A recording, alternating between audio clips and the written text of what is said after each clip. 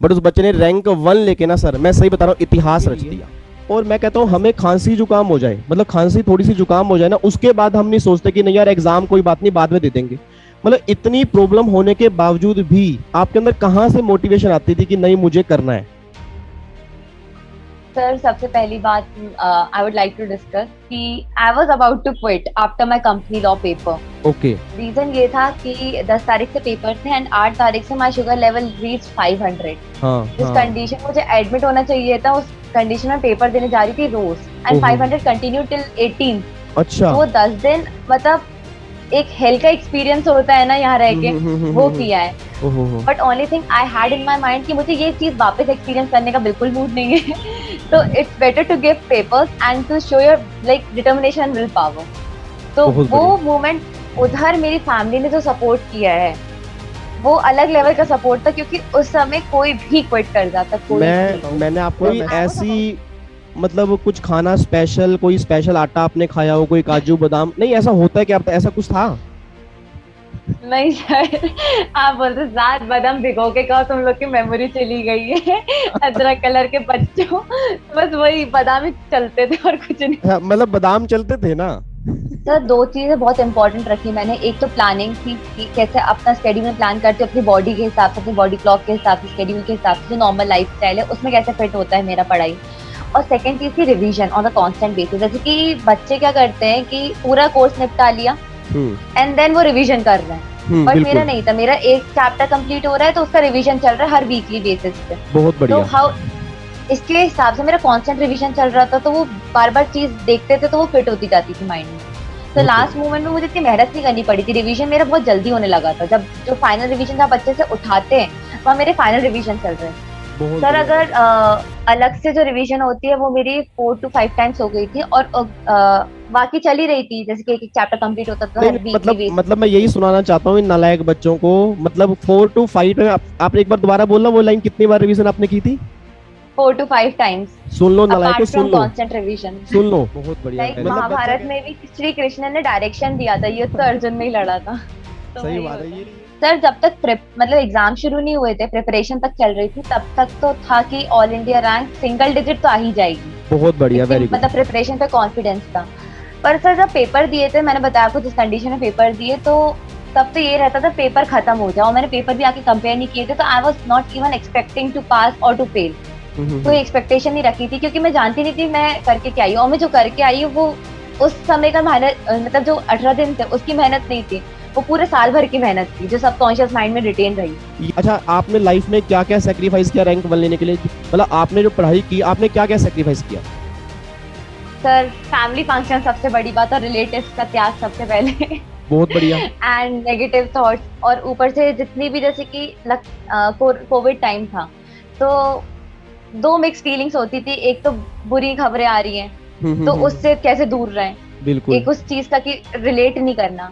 ऊपर से फिर डिस्टरबेंस होता है अगर घर में ही रह के पढ़ते हैं तो बिल्कुल। उसमें कैसे मैनेज करना वो चीज। और सबसे बड़ी बात, अपन देखते जब अपने एज के बच्चे मस्ती कर रहे हैं, पार्टी कर रहे हैं कोविड 19 में भी, तो उसको ऐसे उससे इन्फ्लुएंस ना होना, मतलब सबसे बड़ा सैक्रिफाइस वही था कि यही कभी कभी यही। फीलिंग आती थी कि सब बच्चे एंजॉय कर रहे हैं, फिर नेक्स्ट थॉट ये रहता था कि अभी 5 साल बना लो, अगले 50 साल अपने आप बन जाएंगे। तो बहुत उसी motivation.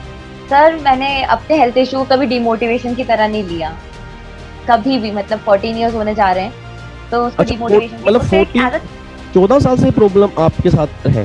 Yes sir, oh my बचपन से। God, oh my God.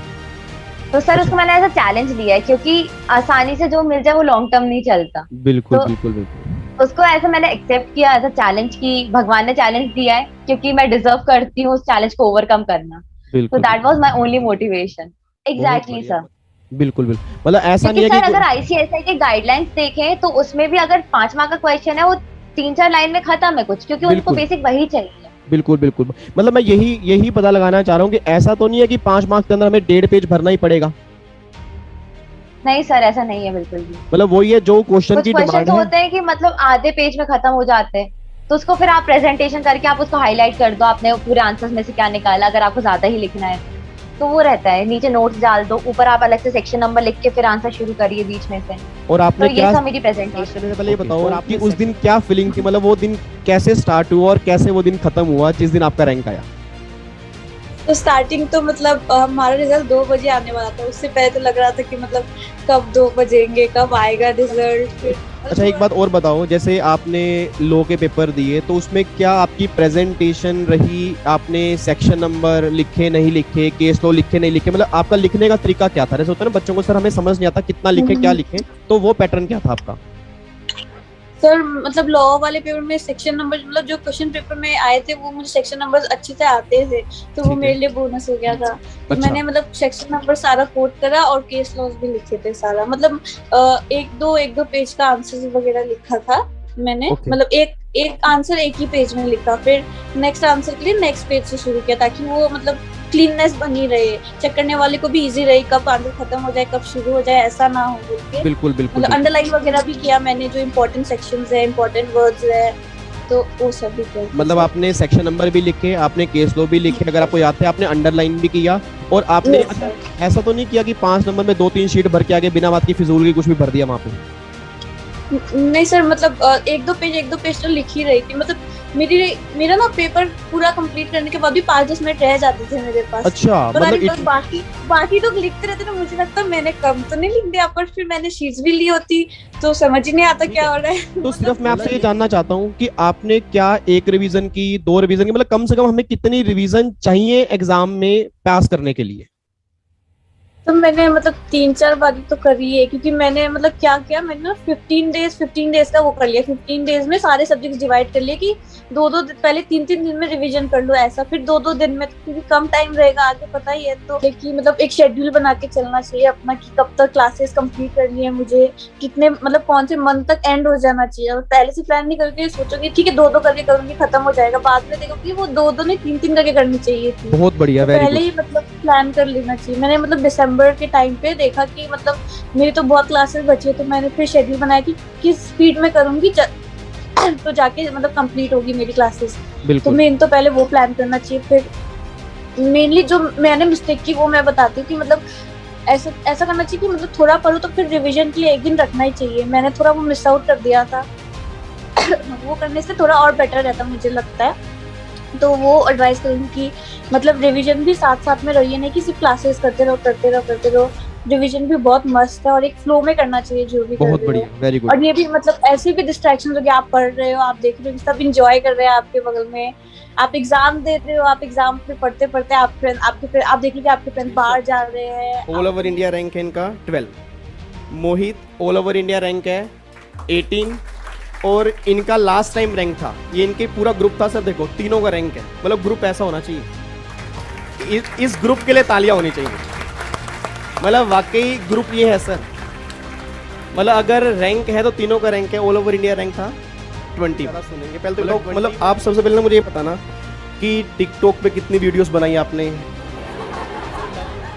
कि फेसबुक पे कितने घंटे रहे, और इंस्टाग्राम पे कितनी चैटिंगें की, सारा ऐप कितनी आपने यूज़ की, उससे कितने रैंक आपके आए, सारी बातें ना इनको बताओ, क्योंकि पता होना चाहिए ना। हाँ भाई टिकटॉक पे नी करके कितने रैंक आते हैं भाई, नी करने से रैंक आएगा नहीं, कुछ पता तो लगे। हाँ भाई रैंक होल्डर क्या खाते हैं, क्या खाते, मतलब सर कई बार मैं देखता हूँ इतने शरीफ से बच्चे, जब मैं घर रह के देखता हूँ ना,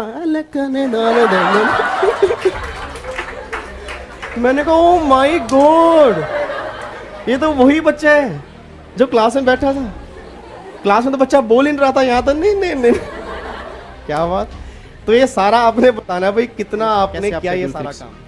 मेरी भी ये प्रॉब्लम थी क्योंकि मैं बहुत दूर से आता था, मेरे को 2 घंटे ट्रैवल करने में लग जाते थे, मैं घर पहुँचते पहुँचते 7 बज जाते थे। लेकिन मैं उसके बाद ना हिम्मत नहीं हारता था, बस ये था कि जितना आज क्लास में कर लिया ना इसको रिवाइज कर लूँ किसी भी तरीके से, चाहे किसी भी तरीके से करता था, डिनर खाते खाते रिवाइज करता था, लेकिन उसको रिवाइज ज़रूर करता था मैं एक बार जाके, ताकि वो कॉन्सेप्ट मेरे याद रहे। और उसके बाद जब मेरी क्लासेस ओवर हो गई थी तब मैंने सबसे कट ऑफ कर दिया था, बस मैं घर पे बैठ के सेल्फ स्टडी करता था, क्योंकि वो बहुत इंपॉर्टेंट होती। मतलब सेल्फ स्टडी की कितनी वैल्यू है लास्ट में?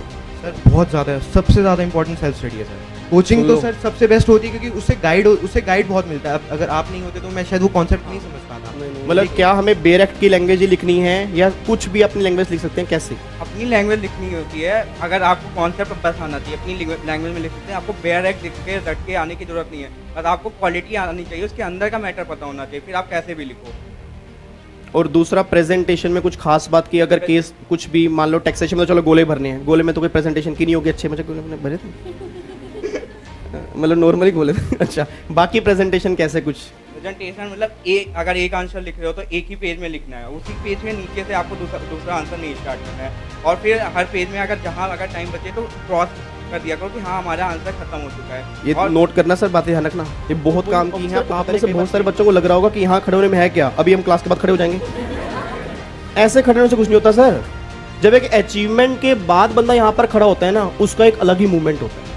वैसे जैसे आप में से बहुत सारे बच्चों ने अभी क्या लिख दिया होगा, CS अमन, ये वो CS लिखना और वो 2 वर्ड लेना, ये बहुत बड़ा टास्क है। उसमें एग्जाम में सक्सेस होने के लिए मेन 4-5 चीज़ें चाहिए। पहले वो आपको पहले से डिसाइड करना होता है, मतलब आपके पास होनी चाहिए पहले हार्ड वर्क, सेकेंड है स्मार्ट वर्क। मतलब आपको प्लानिंग करना चाहिए कि 7 दिन पेपर है, तो 7 दिन में आप कैसे अपने रिवीजन करना, क्योंकि हमारे पास 20 घंटे या 19 घंटे बनते हैं, तो कैसे हम उस वक्त एफिशिएंट रिवीजन करेंगे और सारा कवर करना होगा स्कैनर से या खुद के नोट से, ये सारा कुछ। उसके बाद सेक्रीफाइस होता है, जहाँ पे अगर आप सेक्रीफाइस नहीं करोगे तो आप तो CS बन ही नहीं सकते बिना सेक्रीफाइस के। फिर पैशन होना चाहिए, डेडिकेशन होनी चाहिए, बिना डेडिकेशन के आप कर ही नहीं सकते। अगर डेडिकेशन नहीं होगी तो फिर आप सोशल मीडिया पे ही लगे रहोगे।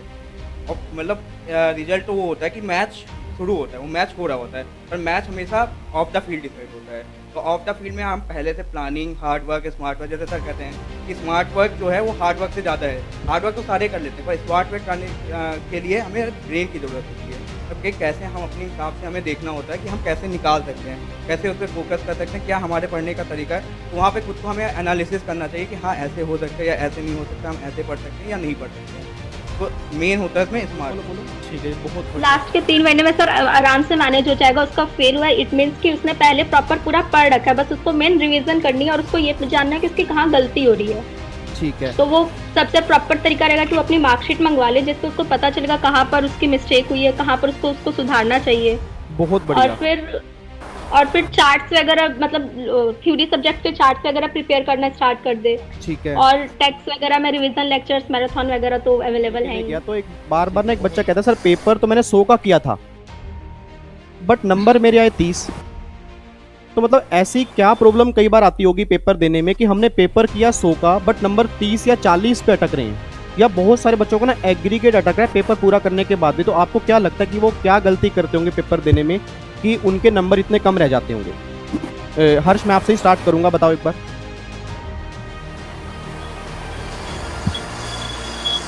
जी सर। सर इसमें मैं ये बोलूँगा कि आपका जो मार्क्स होते हैं पेपर के अंदर, वो इस बात पे डिपेंड नहीं करते कि आप कैसे अटेम्प्ट उसको करते हैं। मतलब ऐसा नहीं होगा कि आपने 100 मार्क्स का अटेम्प्ट करा है तो यू विल स्कोर 90 और 95। It ultimately depends on the quality of the answer. बहुत बढ़िया। इट अल्टीमेटली डिपेंड्स कि आप कौन से पॉइंट मेंशन कर रहे हैं, स्पेशली कि रेलेवेंट पॉइंट आप मेंशन कर रहे हो या नहीं कर रहे हो। क्योंकि क्वेश्चन कुछ पूछा है आप, कई बार ये भी होता है सर, जैसे कई क्वेश्चंस में ऐसा भी होता है कि हमको एग्जैक्ट आंसर नहीं आता, बट हम उससे रिलेटेड या रेलेवेंट पॉइंट्स भी अगर मेंशन करके आते हैं तो हो सकता है कि इंस्टीट्यूट उसको कंसिडर करे। बट आप हर एक आंसर में अगर यही करके आओगे तो सर वो स्कोर 30 to 40 के आसपास ही रह जाए। तो मतलब क्या ऐसा होता है क्या, शीट भरो मार्क्स लो, शीट भरो मार्क्स लो, ऐसा कुछ चलता है क्या इंस्टीट्यूट के अंदर? तृप्ति, आप मुझे बताओ क्या ऐसा पैटर्न है? नहीं सर, ऐसा कुछ नहीं होता। एक्चुअली मेरे पास भी पिछले 3 दिन से इंस्टाग्राम पे यही मैसेजेस आ रहे हैं कि 3 मार्क्स में कितने पेज लिखने हैं, 5 मार्क्स में कितने पेज लिखने हैं, बट ऐसा कुछ नहीं होता। आपको ज्यादा से ज्यादा पॉइंट्स में लिखने की कोशिश करो, शॉर्ट पैराग्राफ्स में लिखने की कोशिश करो, एक प्रॉपर वे से लिखो। ये नहीं मैटर करता कि आपका 5 मार्क्स का तो आप 2 पन्ना लिखो। 5 मार्क्स के क्वेश्चन में अगर आप आधा पन्ना भी लिखोगे बट अच्छा लिखोगे तो आपको इंस्टीट्यूट 4 नंबर दे ही देगा। बहुत बढ़िया। आकांक्षा, आप कुछ ऐड ऑन करना चाहते हो इसके अंदर? लाइक जिसका भी क्वेश्चन होगा, ये बीकॉम का तो एग्जाम है नहीं कि शीट भरोगे नंबर मिलेंगे। तो प्रोफेशनल कोर्स है, तो जितना हो सके रेलेवेंट प्रोविजन लिखो, फैक्ट ऑफ द केस लिखो और अपना कंक्लूजन लिख दो और यू विल गेट मार्क्स। अगर बच्चे को एमसीक्यू टेक्स्ट में, जैसे आपके तो 83 मार्क्स हैं, तो अगर बच्चे को 80 प्लस मार्क्स चाहिए तो वो क्या ऐसा पैटर्न यूज करे? क्योंकि प्रॉब्लम क्या है, जो मैं अपनी ऑब्जर्वेशन बता रहा हूँ, मुझे 7 साल हो गए आपकी CS की फैमिली को पढ़ाते हुए और स्टार्टिंग से मैं CS को ही पढ़ा रहा हूँ। तो मैंने एक चीज़ ना बहुत ऑब्जर्व की है कि बच्चा टेक्स्ट में ना पता नहीं डरता क्यों है। मतलब मैंने पूरी कोशिश की है। आप में से कुछ बच्चे मेरे रेगुलर बैच के हैं और कुछ बच्चे यूट्यूब फैमिली के भी हैं, तो मे बी अगर आपने मेरे कभी नोट्स देखे हो तो मैं कोशिश करता हूँ कि नोट्स में ही मैं इतना कुछ लिखवा दूँ ताकि उसको बुक की रिक्वायरमेंट ना पड़े लास्ट टाइम पे, ठीक है। Yes sir. बट उसके बावजूद भी बच्चा कहता है सर मेरे को ना टेक्स्ट में डर लगता है, क्वेश्चन सोल्व नहीं हो पाते, तो वो ऐसी क्या टेक्निक यूज करे कि उसको टेक्स्ट से पहली बात तो डर खत्म हो, और अगर उसको अच्छे मार्क्स लेने हैं तो उसका पैटर्न क्या होना चाहिए? आकांक्षा। सर आपने अपने किसी वीडियो में बताया था कि जब आप सीए फाइनल में थे आपने 100 पेज की बुक में समराइज 100 पेज की कॉपी में पूरा टेक्स्ट समराइज कर लिया था। तो मैंने भी सारे अपने तीनों प्रैक्टिकल सब्जेक्ट के लिए वो मैंने भी ट्राई किया और 150 पेज में टेक्स्ट को समराइज कर लिया था और उसी को बार बार रिवाइज कर रही थी। और प्रैक्टिकल हमेशा से मेरा थोड़ा स्ट्रांग था तो मुझे इतना इशू नहीं हुआ। बट लाइक एक ही मॉड्यूल या फिर एक ही बुक जिससे भी तुम प्रिपेयर कर रहे हो उसी पे स्टिक रहो। जब 4 बुक्स लेके रखोगे तो तुम्हारा माइंड इधर उधर डाइवर्ट होगा। तो मैं सिर्फ एक ही मॉड्यूल और अपनी नोट से पढ़ती थी तो लाइक डाइवर्ट होने का इशू तो था नहीं। बट तुम टेक्स्ट के लिए जितना हो सके एमसीक्यू की प्रैक्टिस करो, प्रोविजंस को टाइम टाइम पे रिकॉल करो तो तुम्हारे भी आ सकते हैं। अगर मैंने कर लिया तो बहुत बढ़िया, तुम भी कर सकते हो। हाँ बिल्कुल। आपने सर टू बी ऑनेस्ट मैंने अपने कोई सेल्फ नोट्स प्रिपेयर नहीं किए थे। Whatever notes that you use to make वही वाला मैं यूज करती थी। लाइक जो आपने कॉपी बनवाई थी for the text and GST, I believe कि वो वाली कॉपी जब हम रिवाइज करते हैं तभी भी इट्स बेस्ट। एंड एक दिन पहले एग्जाम के आई बिलीव उसमें से इजी हो जाता है बिकॉज आप जो लैंग्वेज लिखवाते हो वो भी इजी है टू रिकॉल एंड उसमें सारा का सारा जो भी important as you said keywords हैं या फिर जो भी मेन पॉइंट्स है वो आप पूरे कवर कर देते हैं। तो आई बिलीव आपके जो शॉर्ट नोट्स है that were the best for me. Actually जब एग्जीक्यूटिव में रैंक आया था तो मैंने सोचा कि अब तो अच्छी सी फाउंडेशन हो चुकी है तो मैं एम और रैंक का एम कर सकती हूँ प्रोफेशनल में भी। तो इसीलिए मैंने प्रिपरेशन भी बहुत ही मतलब बहुत कड़ी मेहनत की थी। मैंने बहुत अच्छे से टाइम टेबल बनाया था और मैंने रैंक की तैयारी ही की थी। लेकिन मुझे नहीं लगा था कि फिर से सेकंड रैंक ही आएगा या फिर टॉप 3 में भी आएगा, इसका भी मैंने एक्सपेक्टेशन नहीं किया था। मैंने बस अपने 3-4 महीने में क्या प्लान था कि जो आपने फॉलो किया ताकि जितने सामने बच्चे इस वीडियो को देखें उनको पता लगे कि लास्ट के 3-4 महीने में क्या उनको करना है? तो लास्ट के 3-4 महीने में सिर्फ रिविजन करना चाहिए। मतलब बाकी सारे महीनों में आपको आपका पूरा पोर्शन निपटाना चाहिए। और उससे पहले अगर ये बेहतर होगा अगर आपने अपने खुद के नोट्स बनाए हो तो वो सबसे बढ़िया होंगे, क्योंकि लास्ट के 3 महीने में इतना टाइम नहीं होगा। तो रिविजन फटाफट हो जाएगा अगर आपके पास रेडीमेड नोट्स हो तो। इसलिए मैं रिकमेंड करूंगी कि पहले 6 महीने अपने खुद के नोट्स बनाओ और अंडरस्टैंड करो कि क्या लिखा है। कॉन्सेप्चुअल क्लैरिटी को लो फर्स्ट रिविजन में और लास्ट 3 से 4 महीने में बस रिविजन करते जाओ ताकि वो कॉन्फिडेंस आपको आ जाए और फिर आप रिटेन कर पाओ जो भी पोर्शंस हो। और लास्ट 3-4 महीने में स्कैनर सॉल्व करो, past year paper, ICSI past year, मतलब बस स्कैनर्स काफ़ी नहीं होंगे, आईसीएसआई पास्ट ईयर पेपर को एक बार ओरली तो सॉल्व करो, तभी तो पता चलेगा कि पेपर का पैटर्न क्या है, हम कैसे प्लान कर सकते हैं, टाइम मैनेजमेंट कैसे करें, वो सब। और फिर ये बहुत ही ज़रूरी है कि 1 या 2 मॉक टेस्ट पेपर एग्जाम के पहले आप लिख दो। मतलब ऐसा नहीं कि पेड, बिल्कुल हाँ, ऐसा नहीं है कि बस पेड मॉक टेस्ट लेना चाहिए, ऐसा बिल्कुल भी नहीं है। आप आईसीएसआई के पास्ट पेपर्स भी ले सकते हो और उसे एक बार सॉल्व कर सकते हो ताकि आपको पता चले कि आप कहाँ लैग कर रहे हो, आपका राइटिंग स्किल्स अच्छा है कि नहीं, या फिर आपको आपका टाइम और भी अच्छे से मैनेज करना चाहिए, कितने टाइम कितना सेक्शन को देना चाहिए, ये सब आपको पता चल जाता है जब आप 1-2 पेपर को लिखते हो। थोड़ा सा कि ताकि बच्चे ना टेक्स्ट से डरते बहुत है कि मतलब आपने किस तरह से वो प्लान किया, क्या आपके लास्ट के 2-3 महीनों की प्लानिंग थी, मतलब आपके दिमाग में क्या था कि मुझे ये पेपर प्लान कैसे करना है? सर पहले तो थैंक यू सर, क्योंकि सिर्फ टैक्स के सब्जेक्ट के रिलेटेड नहीं है ये। जब आप पढ़ाते थे तो सीधा बेयर एक्ट से पढ़ाते थे, तभी मैंने समझा कि बेयर एक्ट को एक्चुअली कैसे पढ़ते हैं और इससे मेरी नॉलेज सिर्फ टैक्स में नहीं बढ़ी लेकिन मुझे बेयर एक्ट को कैसे एक्चुअली पढ़ते हैं वो समझ में आया। इससे मेरे अदर सब्जेक्ट की एनालिसिस भी बहुत अच्छी से बढ़ गई। जैसे CRI, उसका लैंग्वेज बहुत ही कॉम्प्लिकेटेड था और मॉड्यूल में भी बहुत टेक्निकल लैंग्वेज था। सीधा बेयर एक्ट से उन्होंने कॉन्सेप्ट को मतलब डाला था, तो उसमें भी मुझे नोट्स प्रिपेयर करने में कुछ दिक्कत आ रही थी। लेकिन टैक्स क्लास में जब हम पढ़ते थे कि बेयर एक्ट को कैसे समझते हैं, उसे कैसे ब्रेक करते हैं, उससे मेरा दूसरे सब्जेक्ट्स भी बहुत ही आसान बन गई। तो इसके लिए बहुत thank you sir. Thank you so much, thank you. और इनिशियली तो बहुत मतलब पेशेंस चाहिए, क्योंकि टैक्स क्लास 6 मंथ्स के लिए था और नोट्स बहुत लिखने पड़ते थे। लेकिन ऐसा बहुत बार मैंने सुना है कि जब हम एक बार लिखते हैं तो ऐसा लगता है, ऐसा होता है 100 बार याद करने से बेहतर एक बार लिखना। बिल्कुल सही बात है, एक बार बिल्कुल। लिखना। कि आज लास्ट तो के इससे काम- 2-3 महीने में झूठ नहीं बोलना, बिल्कुल सच्चाई जो है, मतलब लास्ट के 2-3 महीने में आपने कौन कौन सा सोशल मीडिया चलाया, कितना चलाया, किस पर्पस के लिए यूज किया, बस मैं जानना चाहता हूँ, ताकि हर बच्चे को पता लगे कि आपने सोशल मीडिया किस तरह से प्लान करना है। एक्चुअली मेरा पर्सनल ओपिनियन, मुझे सोशल मीडिया ऐप अच्छा नहीं लगता। मतलब क्योंकि ऐसा नहीं कि मैं डिस्ट्रैक्ट होती हूँ, मैं बिल्कुल भी डिस्ट्रैक्ट नहीं होती, लेकिन मुझे लगता है कि ये एक्चुअली एक इनसिक्योरिटी है स्टूडेंट्स को या फिर किसी भी पर्सन को, क्योंकि आपके डेटा का कोई प्रोटेक्शन नहीं है। इंडिया में डेटा प्रोटेक्शन लॉज भी नहीं है। और इतना पर्सनल ओपिनियन शेयर मत करो सोशल मीडिया में। आपके प्रेफरेंसेस, आप कहाँ जाते हो, वो सब शेयर ना करो तो बेहतर होगा, क्योंकि आप जो आपके लाइफ में आप कर रहे हो आपके खुशी के लिए कर रहे हो, किसी को प्रोजेक्ट करने के लिए नहीं। तो मैं सोशल मीडिया ऐप्स में इतना एक्टिव नहीं हूँ, लेकिन हाँ मैं ज़रूर यूट्यूब को यूज़ करती थी और फिर लिंक्डइन को भी। और मेरे ब्रेक्स में मैं यूट्यूब और लिंक्डइन को देखती थी, लेकिन उसमें डिस्ट्रैक्ट नहीं होती थी। 2-3 मिनट देखती थी ताकि मेरा माइंड रिफ्रेश हो। तो इसीलिए अगर आप सोशल मीडिया ऐप में भी हो, एक्टिवली यूज़ करो, लेकिन उसको लिमिटेड टाइम में यूज़ करो। ऐसा नहीं कि आपके पढ़ाई के टाइम को आप सैक्रिफाइस करके सोशल मीडिया को देख रहे हो। बस वो आपके माइंड को रिफ्रेश करने के लिए होना चाहिए और डिस्ट्रैक्ट नहीं होना चाहिए उसमें। मतलब एक पर्टिकुलर टाइम होना चाहिए कि आपको इसी टाइम चलाना है, ठीक है, और वो हाँ। भी आपका माइंड रिफ्रेश करने के लिए, कि ये नहीं कि आप रील्स देखने के लिए बैठ गए और 2-2 घंटे उसमें लग गए। हाँ, अगर आप 1 आवर पढ़ते हो तो 5 मिनट का ब्रेक लेना ज़रूरी है। नहीं, वो तो अगर आप सोशल मीडिया देखने लगोगे तो फिर से आपका माइंड भटक जाएगा। इससे अच्छा आप कोई और एक्टिविटी करो, जैसे गार्डनिंग कर रहे हो या फिर कुछ एक्सरसाइज कर रहे हो।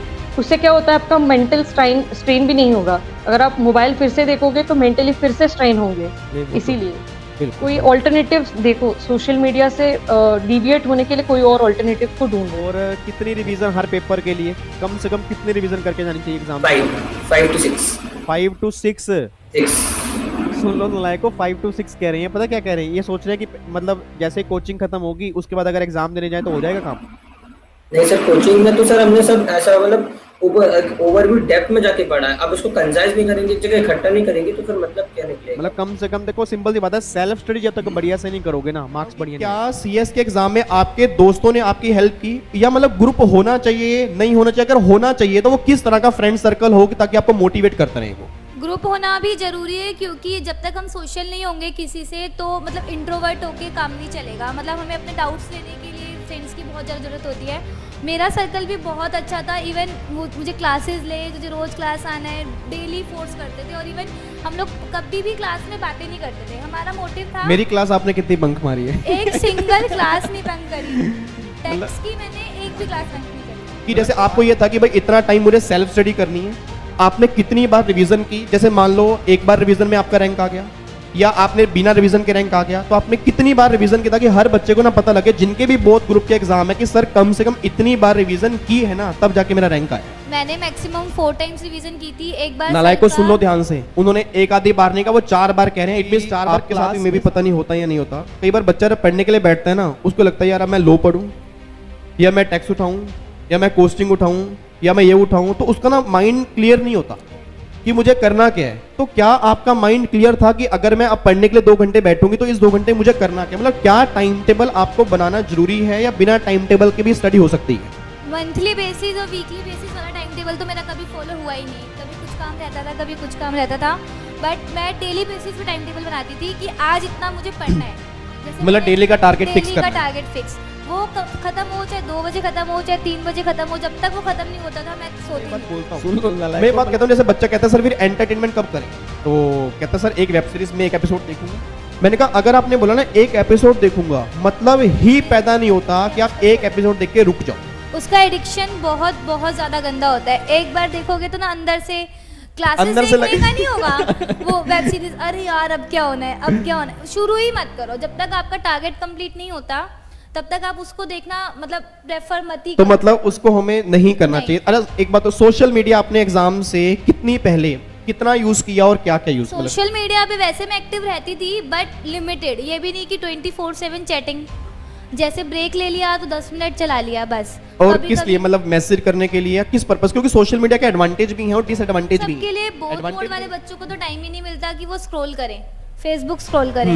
मैं व्हाट्सएप पे भी सारे फ्रेंड्स पेपर तैयारी कर रहे होते थे तो मैसेज जो आते थे वो लिमिटेड होते थे, यार ये बता दे, यार ये बता दे, नहीं तो मैंने किसी से डाउट ले रखे हैं तो वो मेरा डाउट क्लियर कर रहा है। तो मतलब मुझे, अच्छा ग्रुप में आपकी हेल्प होती थी? जैसे कई बार हमारा ना क्या था कि हमारा भी एक ग्रुप था दोस्तों का, तो हम ग्रुप में डिस्कशन करते थे चैप्टर की, तो क्या आपने कभी ऐसे किया? ऐसा कोई ग्रुप ही नहीं बनाया क्योंकि हमेशा लड़ाई नहीं, जाती थी उसमें।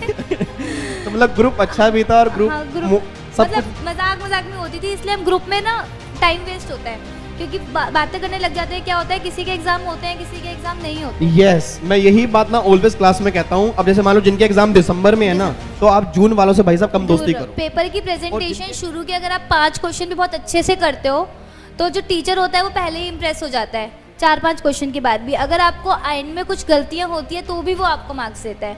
तो इसलिए सबसे बड़ी गलती मतलब कभी मत करना कि जो नहीं आता वो शुरू से करो। तो बस यही अपना प्रेजेंटेशन में ध्यान देना सर, पेपर अटेम्प्ट करोगे तब ध्यान देना। यही सारी छोटी छोटी बातें हैं सर, ये बातें नॉर्मली हम क्लास के अंदर ही बोलते हैं। मेरा मोटिव सिर्फ आयुषी को लेकर आने का ये था कि आप आयुषी की बातों से मे भी आप उसको फॉलो करो। मैं ऑलवेज ये बात कहता हूँ कि जो बातें इन्होंने बोली हैं मैं भी कुछ इसमें सीखता हूँ, आप भी कुछ सीखोगे, और अगर दोनों ये काम करेंगे ना, हमारा दिसंबर लास्ट अटेम्प्ट होगा, ये मैं आपको बोल के जा रहा हूँ सर, ठीक है जी। तो फिर दिसंबर आपका लास्ट अटेम्प्ट होना चाहिए।